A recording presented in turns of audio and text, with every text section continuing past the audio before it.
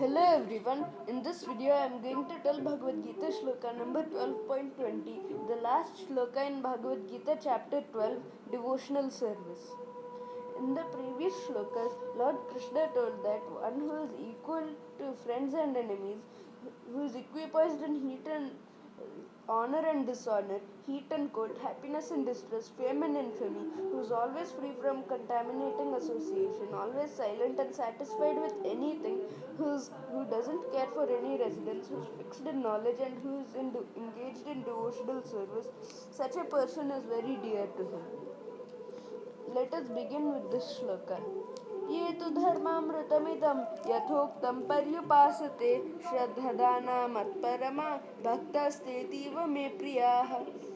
The meaning: Yea, those who, to, but, dharma of religion, amrutam, nectar, idam, this, yatha, as, uktam, said, paryupasate, completely engage, shraddhadanaha, with faith, matparamaha, taking me, the Supreme Lord, as everything, bhaktaha, devotees, they, ativa, very, very, me, to me, priyaha, dear.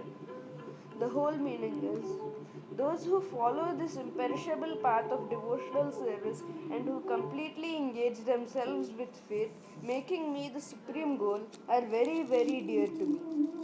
Srila Prabhupada explains, in this chapter, from verse 2 through the end, from Mayaveshya Manoyemam, fixing the mind on me, through Yetu Dharmamritamidam, this religion of eternal engagement, the Supreme Lord has explained the processes of transcendental service for approaching Him. Such processes are very dear to the Lord, and He accepts a person engaged in them.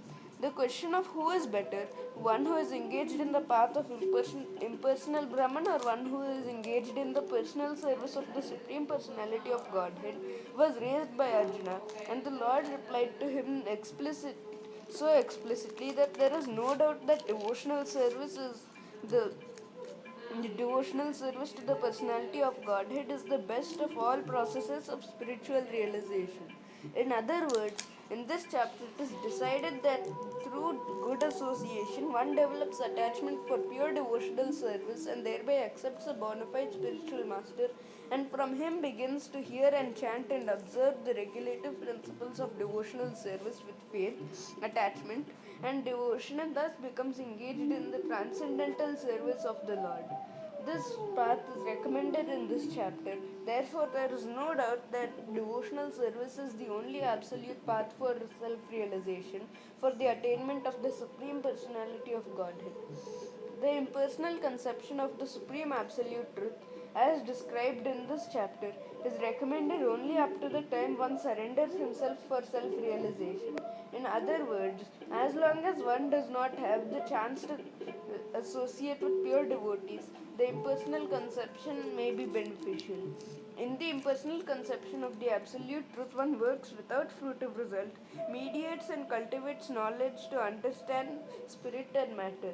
This is necessary as long as one is not in the association of a pure devotee.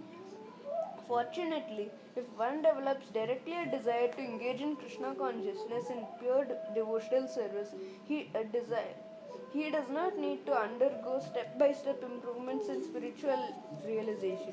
Devotional service, as described in the middle 6 chapters of Bhagavad Gita, is more congenial.